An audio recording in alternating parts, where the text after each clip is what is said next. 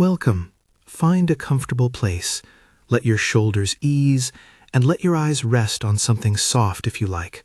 A lamp glow, a curtain, the quiet blue of the sky outside your window. Tonight, we take a gentle walk along one of the oldest questions humans have ever asked: time. The title asks it plainly: time is an illusion, and it pairs that question with another whisper, a promise even, the cosmology's sleepy, groundbreaking findings. We will tread both carefully, curious, reverent, and not rushing. You look at your watch and the digits say a number. You set an alarm, you make a list, you count the days into a birthday. Clocks are everywhere. They make time feel solid. Yet there is a quieter feeling too, the way a single afternoon can stretch into what feels like a lifetime when you were a child, or how the years seem to compact the older you get. There is the kind of time you can measure with instruments, and the kind you live with in your chest. Tonight, I want to sit with both, to move from kitchen clocks and sundials to the deep mathematics that describe the universe, and back again to the small, luminous things that give our lives meaning. Where are you listening from, and what time is it there? If you feel like sharing, leave a comment. I always find it a small, lovely map of all the places where people are pausing to wonder. We begin in what feels most familiar, the everyday scaffolding of time. Clocks, calendars, timetables. We build our days around these devices because they are enormously useful. A clock is a tool that copies one kind of rhythm and makes it visible: seconds, minutes, hours. A calendar gathers the slow, predictable cycles, the waxing and waning of the moon, the tilt of the earth through the seasons, and lays them across our lives so we know when to plant, when to feast, when to remember. But before mechanical clocks and before pocket watches, people kept time by other means. They read the sky. They listened for the sound of harvests. In many cultures, time has been thought of not as a straight line, but as a circle or a web. The Greeks gave us two useful words: chronos, the measure and count time, the sequential tick that we often mean when we say time in daily speech, and kairos, the right or opportune moment, a qualitative sense of time that cannot be captured by numbers alone. Some indigenous communities practice what anthropologists call event time. Life is organized around events: the planting, the wedding, the arrival of visitors, rather than by the hands of a clock. The day might begin when the rooster crows, the journey when the road opens, the meeting when everyone has arrived. That way of living doesn't make you careless. It simply places different weights on what matters to the rhythm of living. Think of a sundial for a moment. It only tells time when the sun is in a certain place. Clouds, shade, and location change its reading. It connects time to place and light. A mechanical clock, by contrast, will keep ticking in darkness. Both are tools. Both are good at answering certain questions. Neither by itself fulfills every human need. Our bodies carry time too. Inside your head, there is a tiny cluster of cells known as the suprachiasmatic nucleus, the SCN for short, tucked just above the optic chiasm. It is often called the master clock. It listens to the light streaming through your eyes and orchestrates the rhythms of sleep and wake, hunger and hormone release. It governs the approximately 24-hour cycles we call circadian rhythms. But the SCN is not the only drummer in the orchestra. Almost every cell in your body has its own molecular clockwork, genes that switch on and off in rhythmic patterns, so there is a chorus of clocks across tissues.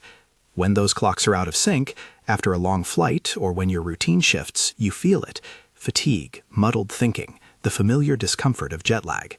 That is the material side of time in our bodies. Subjective time, however, is a different animal. You and I can both be in the same physical hour and experience it completely differently. Attention plays a crucial part. When something is new or when our senses are flooded, time seems to expand. The first day of a holiday can feel endless because everything you notice is novel. Your brain longs many new memories, and that density can make the day feel larger in retrospect. Years for many people seem to compress because habitual days leave fewer distinct memory markers.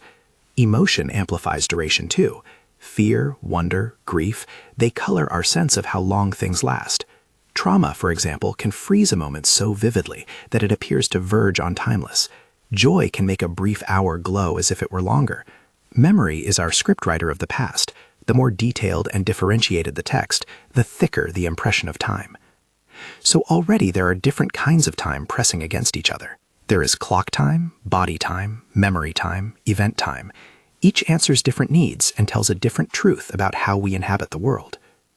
You might be listening now, eyes half closed, and wondering, are we merely describing appearances, or is there something deeper that makes time what it is? To reach that, we move outwards from the human scale to the scales where physics writes its laws. For centuries, the dominant picture was simple and comforting. Time flowed uniformly. Newton imagined an absolute time, a universal clock ticking the same for everyone, everywhere. It matched everyday intuition. Two people looking at their watches at the train station reasonably expect that a second is the same for both of them. But the early 20th century brought a transformation that is both elegant and gentle in its logic, and which changes how we must think about time. Albert Einstein taught us that time and space are not separate rigid backgrounds, but parts of a single fabric, space-time. In special relativity, he showed that measurements of time depend on motion. If you travel very quickly relative to someone else, your clock runs more slowly from their perspective. We call this time dilation. It is not a trick of perception, it is measurable and real. An everyday illustration is not obvious because the effects appear only at speeds close to the speed of light. Yet there are real, practical consequences. The global positioning system, the GPS you might rely on for directions, must correct for relativistic effects. Satellites orbit Earth at high speeds and in slightly different gravitational potentials than we experience on the surface. Without the precise adjustments given by relativity, GPS locations would drift by many meters within a day. So relativity is not merely a philosophical curiosity, it is built into technologies we now depend on. A thought experiment helps make the idea softer. Imagine identical twins. One stays on Earth, the other climbs into a spaceship and accelerates to a significant fraction of light speed, then returns. When they reunite, the traveling twin will be younger than the one who stayed. It sounds like a parable, but it is a consequence of the maths, and similar effects have been verified with atomic clocks float on jets and rockets, tiny, precise instruments that confirm that motion and gravity change the pace of time. General relativity takes the lesson further. Mass and energy tell space-time how to curve, and that curvature tells objects how to move. Picture a stretched rubber sheet. Place a heavy ball in the middle and the sheet dips. Smaller balls roll towards the dip not because of a mysterious attractive force in empty space, but because the fabric beneath them is deformed. That is a common analogy for gravity. Time in this picture is not unaffected. Near a massive object, the fabric is curved in such a way that clocks tick more slowly compared to clocks far away. This phenomenon is gravitational time dilation. It is one reason clocks run differently at different altitudes. An atomic clock at the summit of a mountain will tick at a slightly different rate compared to one at sea level. Black holes are an extreme example. If you float near a black hole and send a message to a friend far away, the timing of events you perceive can look startlingly different. From your friend's distant vantage, your fall into the black hole appears to slow and freeze at the edge, the event horizon, while light from you reddens and stretches to invisibility. You, falling in, experience the crossing in finite proper time, the kind of time you measure on your wrist, and you might never notice the drama outside. Both descriptions are coherent within general relativity. They simply belong to different vantage points. There is no single universal now that everyone shares. There is a soft fascination in this. The universe does not require one rigid global time. What counts as now can depend on your motion and your place in the gravitational field. But these are not metaphysical tricks. They are measured facts. The language of relativity is precise and empirically successful. Yet even this elegant theory leaves questions open. It tells us how space-time behaves and interacts with matter and energy, but it does not, on its own, explain why time seems to move in one direction. That question, why past and future seem distinct, leads us to the arrow of time. Step back for a moment and watch a glass fall from a table. It shatters and the fragments scatter across the floor. If you watch a film of that event in reverse, it becomes immediately obvious which way time flows. The shards do not leap up and reassemble into a glass. This asymmetry is tied to something in physics called entropy. Loosely, entropy measures the number of ways the components of a system can be arranged while still producing the same macroscopic state. A tidy, unshattered glass corresponds to a low entropy state.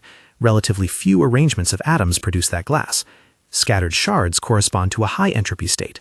There are many more microscopic configurations that look like shards on the floor than perfect glass.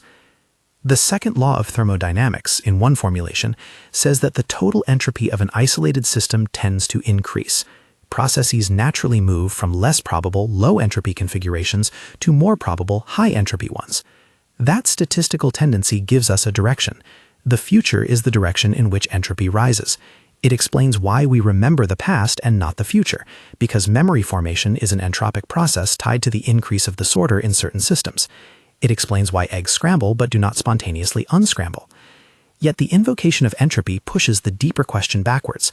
If entropy increases with time, why did the universe start in a state of such low entropy? When cosmologists examine the early universe, as seen through the cosmic microwave background and other observations, they infer that the universe began in a remarkably ordered state. Why so ordered? Some physicists suggest that this low entropy beginning might be a boundary condition, a brute fact of the universe's origin. Others explore speculative ideas, such as cosmological models in which our low entropy patch arises from a larger multiverse, or scenarios in which arrows of time might point differently in other regions. These ideas are interesting and can be mathematically explored, but they remain hypotheses. We do not yet have a settled, empirically confirmed answer to why the cosmos began so special. As you lie here, perhaps your thoughts are moving between images: the steady tick of a bedside clock, the slow drift of a galaxy receding in the night sky, the sparkle of a childhood afternoon stretched with wonder. Physics gives scaffolding to these images. Relativity teaches us that clocks are not universal. Thermodynamics gives a direction to change. But it also invites us to be humble about what time ultimately is. Before the reach of physics extends into the realm where quantum theory and gravity wrestle with each other, there is another thread to tie here: the psychological elasticity of time. You may have noticed that when you are deeply focused, a period of 2 hours can elapse and surprise you. Where did the time go? That is attention at work. Our brains use certain mechanisms to bind sensory inputs into coherent moments. When those inputs are rich or when novelty is high, our internal clock registers more events, and retrospectively a period seems longer. When our routines are repetitive, days can blur. There are also age effects. Many people report time feeling faster as they age.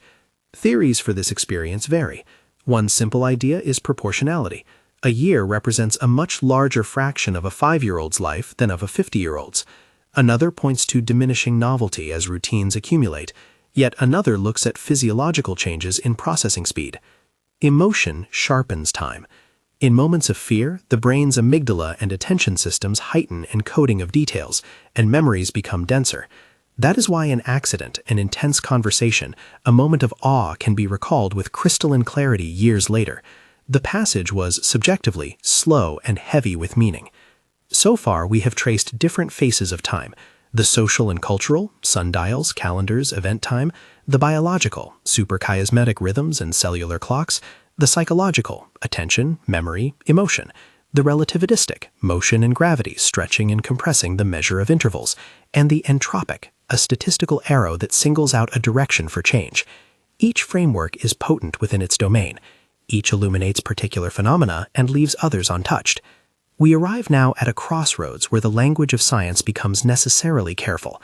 There are bold statements sometimes made in popular summaries that time is an illusion, that at the deepest level time does not exist. Such claims can be provocative and stimulating, and they often originate in real, serious work at the edges of physics, but they also need to be handled with a measured voice. Some approaches to quantum gravity, the as yet unfinished task of reconciling quantum mechanics with general relativity, suggest that in certain formulations traditional time does not appear as a fundamental variable. The Wheeler-DeWitt equation, for instance, is a formal expression in canonical quantum gravity that naively seems to lack an explicit time parameter. Some researchers interpret this to mean that at the deepest level there is no time in the way we understand it.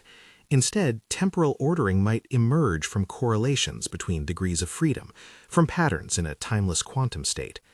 Loop quantum gravity, a program to quantize space-time geometry, and work associated with physicists like Carlo Rovelli explore such ideas. These are sophisticated technical proposals, and they are not a settled consensus. They are best thought of as hypotheses that reframe the question. Perhaps time, like temperature, is an emergent property, a convenient macroscopic description of many underlying degrees of freedom. If temperature helps us here, at the microscopic level, temperature is not a fundamental property of an individual molecule. It emerges from the collective motion of many particles. We use the word hot because there is a statistical pattern among billions of atoms. Similarly, some physicists suggest time may emerge when you have a sufficient number of degrees of freedom arranged in suitable ways. In those accounts, what we call past and future are effective emergent concepts that organize our experience of change. Other interpretations of quantum mechanics, and there are several contentious ones, offer different implications. Experiments like delayed choice setups and quantum erasers challenge simple notions of causality and the sequence of events at the quantum level. Entanglement creates correlations between distant particles that do not comfortably nest within our classical intuitions of local cause and effect. But it is crucial to be cautious here. While these phenomena are real and astonishing, they do not provide a straightforward route to concluding that time is merely an illusion. There are many interpretations of what quantum experiments mean, and physicists disagree. Some propose that quantum mechanics forces us to rethink temporal order. Others maintain that the formalism can be interpreted without dissolving time as an operative concept. So when a headline says time is an illusion, the careful scientist hears a cluster of precisely phrased hypotheses behind it. That certain mathematical formulations used in attempts to quantize gravity do not feature time as a primitive, that temporal ordering might be reconstructible from entanglement or correlations, that our usual notion of a flowing present may not be fundamental to the deepest equations. Those are intriguing and powerful proposals, and they are good reasons to wonder, but they are not the same as an established fact that time does not exist. As you breathe in, perhaps you can notice the range of textures we've already moved through this evening. Time as ritual and habit, time as physiology, time as measurement and relative motion, time as statistical tendency, time as a possible emergent phenomenon at the frontier of theoretical physics. Each frame gives us tools to answer different questions. Each has a domain where its descriptions are useful and predictive. There is also a human, philosophical thread that pulls across these scientific themes. Augustine, writing in the early centuries of the Common Era, asked with poetic frustration how time could possibly be measured, suggesting that the present is so fleeting it barely has duration, the past is memory, and the future is expectation. Immanuel Kant later argued that space and time may be forms of our intuition, ways our mind organizes experience rather than things in themselves.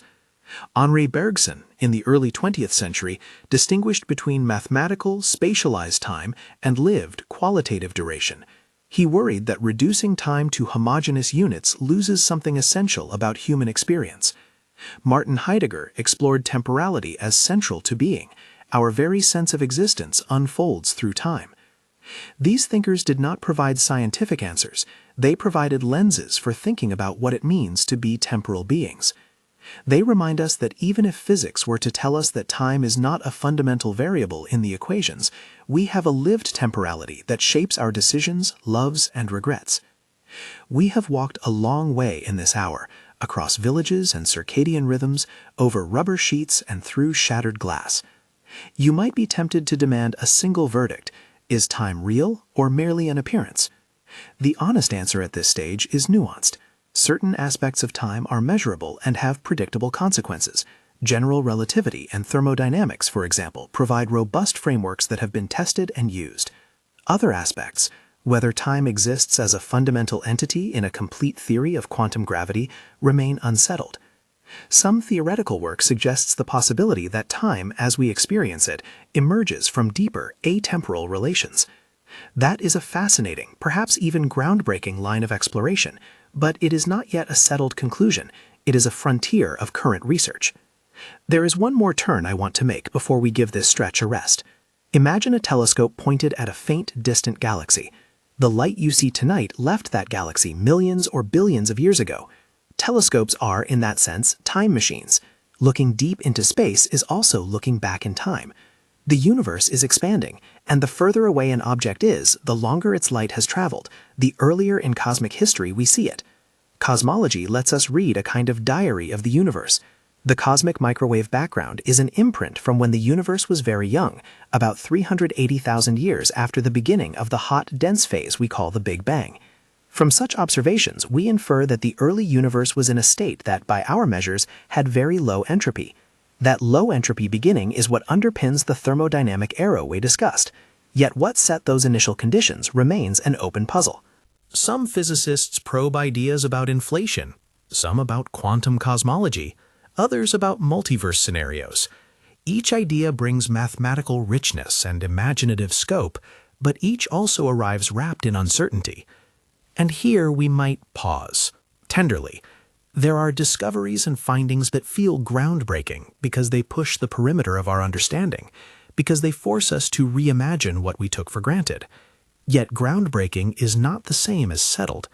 The greatest scientific leaps are patient. They stand on careful experiments, on mathematics that avoids wishful thinking, and on a culture of honest skepticism. When we hear claims that seem to resolve the deepest questions, beware the seduction of certainty. The universe is generous and often mysterious.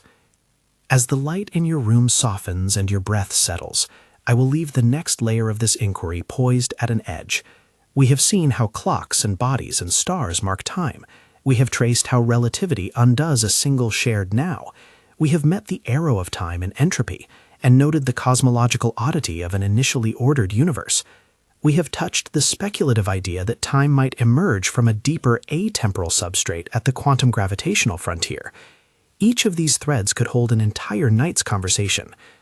If your mind is awake and curious, you might feel a gentle urge to follow the trail further, to the strange experiments of quantum mechanics that seem to tease at temporal order, to the precise mathematics where the Wheeler-DeWitt equation appears, to the debates among physicists about what it would mean for time to be emergent rather than fundamental. If your body is growing drowsy, you might prefer instead to notice the now, the soft rise and fall of your chest, the subtle shifting of sheets, the small lit clock face on your bedside table. Both are appropriate responses to the mystery. Before we move on, take one slow breath with me. Notice how air moves in and out. Notice how the thought of time can both widen and quiet the moment. There is a kind of consolation in that. Whether time is a deep property of the universe or a pattern we use to make sense of change, it is the medium in which we love, learn, and remember. And yet the question keeps its pull. If our clocks can be altered by speed and gravity, if entropy gives direction, and if certain quantum gravitational approaches suggest time may not be fundamental, how do we reconcile all these accounts into a coherent picture? What would it mean, practically and philosophically, if the deepest equations of nature did not include time? How would memory, causation, and the flow of narrative be accommodated? Hold that question gently for a while. Let the images settle. The rubber sheet, the shattered glass, the sundial's shadow, your body's night and day song. There is more to be explored, and the terrain ahead is subtle and sometimes counterintuitive. When you are ready, we will continue, moving into the quantum experiments that nudge our intuitions and into the cosmological vistas where the universe looks back on itself. But for now, rest with the fact that science gives us both tools and mysteries, and that our human experience of time remains a precious, meaningful thing, no matter how the equations finally arrange themselves.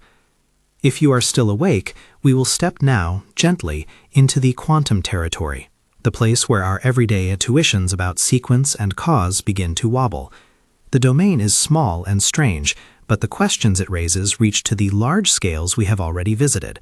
I will keep this slow and careful, describe the experiments, explain what they show, and label clearly where interpretation and speculation begin. Start with a familiar classroom puzzle, the double-slit experiment. A single particle, be it a photon or an electron, can be sent toward a barrier with two narrow slits. If we do not observe which slit the particle goes through, an interference pattern appears on a screen behind the barrier, as if the particle behaved like a wave and passed through both slits at once. If instead we set up a detector to learn which slit it took, that interference disappears, and the particle behaves like a little localized dot. This basic experiment already unsettles a naive picture of particles tracing definite paths through time. It suggests that at the quantum level, potentialities or amplitudes are important, and that observation, in its technical sense, affects outcomes. Physicists have designed clever variations, one family of which are delayed choice experiments.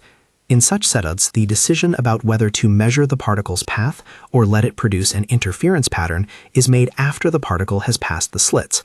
Remarkably, the statistics of outcomes respect the later choice. That does not mean the future reaches back and rewrites the past in a macroscopic, paradoxical way.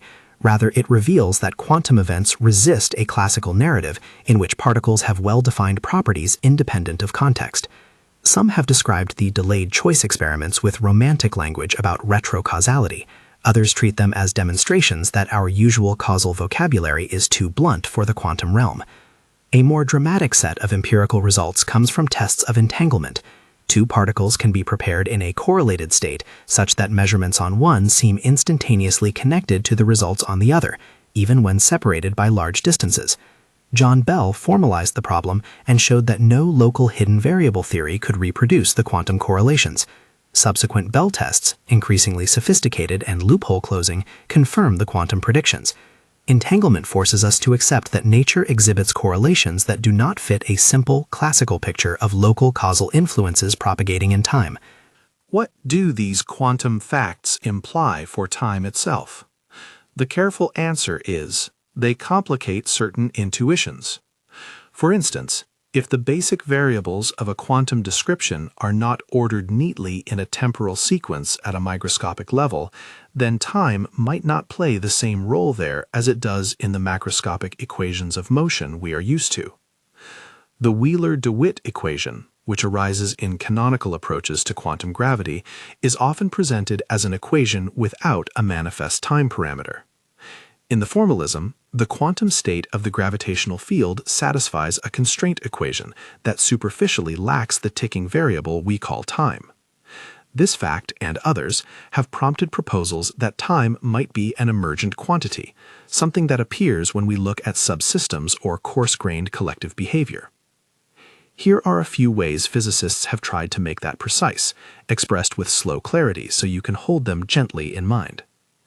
One approach is the Page-Wooters mechanism. In this idea, rather than positing an external time, one considers correlations between subsystems, a clock subsystem and a rest-of-the-universe subsystem. Time is then recovered relationally. The evolution of the rest is described with respect to readings of the clock subsystem. In effect, dynamics is reconstituted from correlations. It is a beautiful conceptual maneuver because it shows how temporality can be an emergent description arising from entanglement and correlation. But it is not a settled, universally accepted resolution of the problem of time. It is an instructive model that shows one way to reframe the question. Another proposal, championed in various forms by researchers including Carlo Rovelli and others, is sometimes called the thermal time hypothesis. Put simply, it suggests that the flow we experience as time can be related to the notion of thermodynamical equilibrium and the statistical state of a system. If a system has a particular statistical state, one can mathematically define a flow, a kind of preferred parameter, that behaves like time. Here again, time emerges from relations among degrees of freedom and their statistical description. These ideas link the arrow of time, entropy, and the reconstruction of temporal flow, but they remain contested and technical. They are hypotheses that provide frameworks for thinking. They are not empirical proofs that time does not exist. Loop quantum gravity, an approach which aims to quantize spacetime geometry itself, suggests that at very small scales, geometry becomes discrete, like a kind of quantum network. In some formulations, the familiar continuum of space and time is replaced by a combinatorial structure, and temporal notions are reconstructed only in certain regimes. This program has deep mathematical content and offers intriguing pictures of spacetime near what classically would be a singularity, such as the very early universe or the interior of black holes. But loop quantum gravity is one of several candidate theories, and it has not yet yielded a complete, empirically tested account of quantum gravity. Its implications for the fundamentality of time are therefore suggestive rather than conclusive.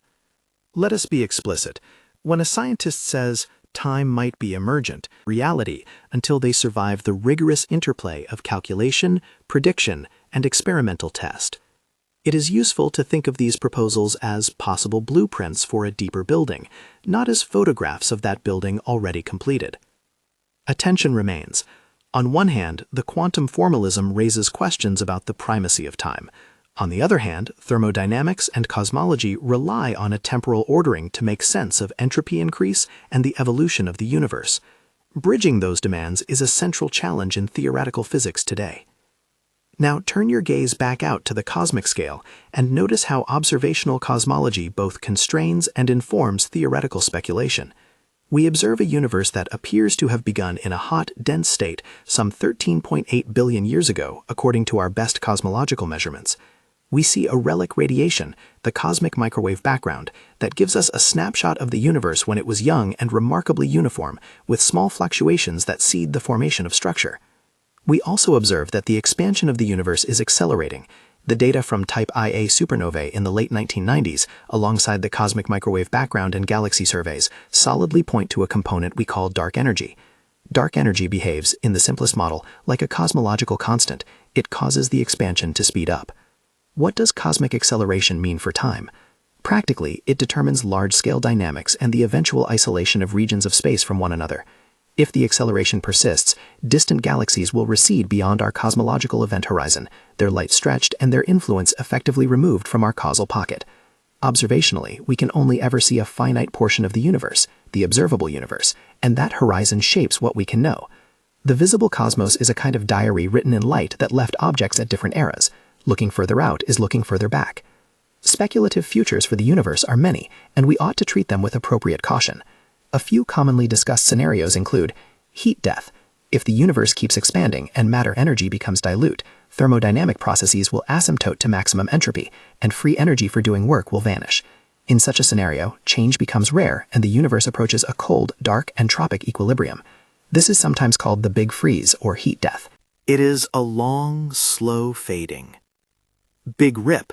If dark energy grows in strength in a particular manner, a scenario labeled phantom energy, the expansion could accelerate so violently that bound systems, galaxies, solar systems, even atoms, would be torn apart at finite time in the future. This is an extreme possibility and not the mainstream expectation given current data. Big Crunch or cyclical models.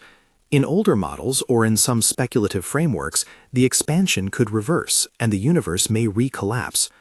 Modern observations of cosmic acceleration make a simple recollapse less likely, but some cyclical models weave inflationary phases and bounces into a longer story. These ideas can be mathematically intricate and conceptually alluring, but they also carry their own empirical challenges. Each narrative about cosmic fate links back to what we can measure now, and to assumptions about the nature of dark energy and the global properties of spacetime. We do not yet have direct evidence about the ultimate far future in detail. We have reasoned extrapolations based on current observations and models. There is a delicate point here related to earlier remarks about the low entropy of the early universe. If the universe's initial condition is what sets the arrow of time, and if the arrow points from low to higher entropy, then whichever story we tell about the far future, heat death, rip, crunch, must cohere with that boundary condition and with the dynamics that brought us here. This is one reason cosmologists and philosophers remain engaged in lively debate. The low entropy past is a stubborn feature that cries out for explanation, and the explanation may depend on deeper physics we have yet to grasp. Let us pause and allow a soft image. Imagine the universe as a vast library whose earliest pages are unusually neat, with every letter arranged with deliberate care. Over the long story, the books get more and more annotated, smudged, and rearranged. Entropy grows. What set the initial neatness is a question that invites both scientific inquiry and philosophical reflection, and it is one of the places where groundbreaking theoretical proposals sometimes aim to help. We have moved through empirical facts, relativity supporting time's malleability, thermodynamics giving direction, quantum experiments undoing simple temporal narratives, cosmology showing a universe with a particular past and an accelerating present, and through speculative theoretical attempts to reconcile these. It is time, gently, to bring in the human consequences again. What does this mean for living, remembering, planning, and valuing? If you have followed me this far, you may sense a paradox that is not merely academic. On an everyday level, time is the medium through which commitments are kept, concerts are scheduled, relationships unfold, and grief is worked through. The rhythmic marking by clocks and calendars enables cooperation and cultural life. At the same time, subjective time, the felt duration, the density of memory, is intimately tied to our experiences and values. Science can inform how clocks are corrected, how we understand jet lag, how we calibrate satellites. Philosophy and psychology help us think about how to slow down, to intensify presence, to bear the weight of loss and the joy of meeting someone. The scientific frontier that asks whether time is fundamental does not negate the practical reality of moments that matter. Consider an everyday ethical example. Suppose you promise a friend to meet next week. That promise presupposes a shared practical temporality. We both inhabit a convention where days are organized into anticipatory and retrospective segments. Whether or not time is emergent at a Planckian scale does not diminish the reality of that interpersonal fabric. Our shared temporal practices scaffold trust, responsibility, and narrative identity. Philosophers deepen this reflection. Augustine observed that when he asked what is time, he stumbled upon the fact that the present is slippery, the past is memory, the future is expectation, and the present itself seems to vanish even as we try to grasp it. Kant suggested that time is a form of intuition, part of the structure of human sensibility. We do not simply discover time, we bring a temporal frame to experience. Henri Bergson warned that spatializing time into homogeneous units strips it of qualitative duration. The lived flow of consciousness resists reduction to mere clock ticks. Martin Heidegger argued that temporality is fundamental to our being in the world. To exist is to be stretched along a horizon of possibilities and cares. These thinkers do not provide equations, but they offer deep reminders. Even a radically different metaphysics of time at the fundamental level would leave intact the phenomenology and the ethical significance of human temporality. There is a soft consolation here. Science teaches methods and provides instruments that expand our predictive control. Philosophy reminds us to attend to meaning and perspective. Both are necessary companions as we puzzle about the nature of time. The interplay is fruitful. A better understanding of the physics can suggest new metaphors for lived experience, and rich phenomenological description can point to aspects of experience that a theory ought to explain. We arrive now at the gentle climax of the journey. The title asked the provocative question, "Time is an illusion," and promised the Cosmology sleepy groundbreaking findings. We have tended both claims carefully. You have heard that parts of physics, general relativity, robustly reshape our concept of time by uniting it with space and demonstrating that temporal intervals depend on motion and gravity. You have heard that thermodynamics gives us statistical direction to change, that cosmology constrains our story of the universe's past and future, and that quantum mechanics and quantum gravity present conceptual puzzles about whether time appears as a fundamental variable or emerges from deeper relations. So, is time an illusion? The honest, softly phrased answer is, it depends on what you mean by illusion. If by illusion you mean mere appearance with no reliable structure, then no, time is not that. Time yields consistent, measurable effects.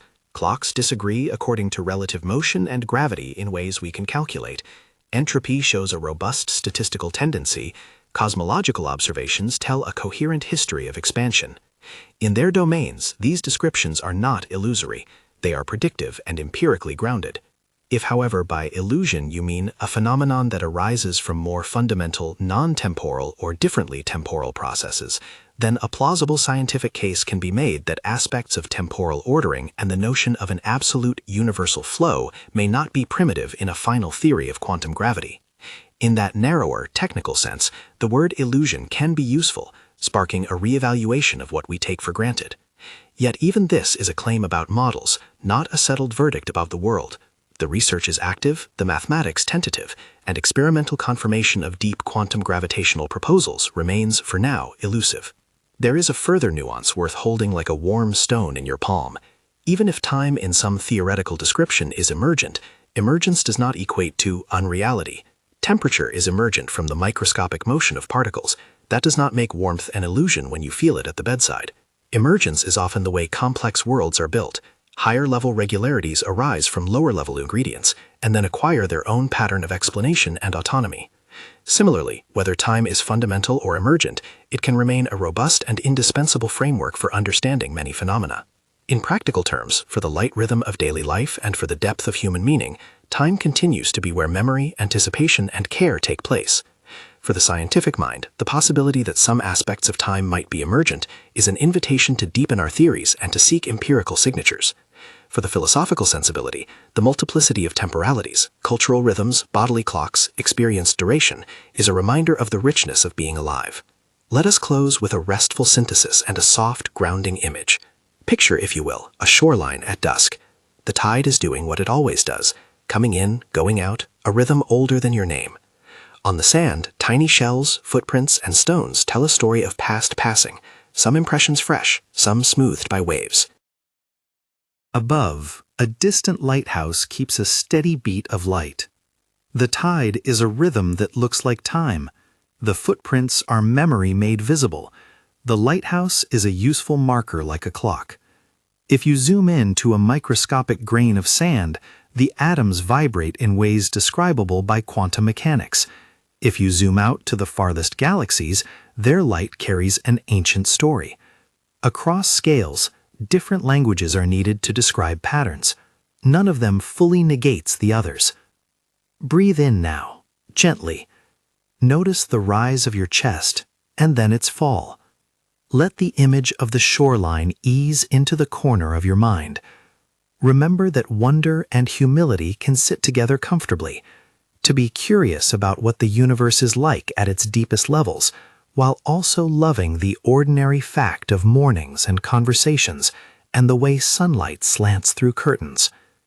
If you have enjoyed this quiet voyage across clocks, bodies, black holes, and quantum riddles, and if you feel like sharing where you are listening from and what time it is there, just once more, leave a small comment. I love seeing that map of the world made of moments. When you are ready, allow your thoughts to soften. You do not need to answer the deepest questions tonight. It is enough to have carried them for a while, to have let them sit beside you like a patient companion. If drowsiness is coming, let it come safely. Please do not drive or operate machinery while sleepy.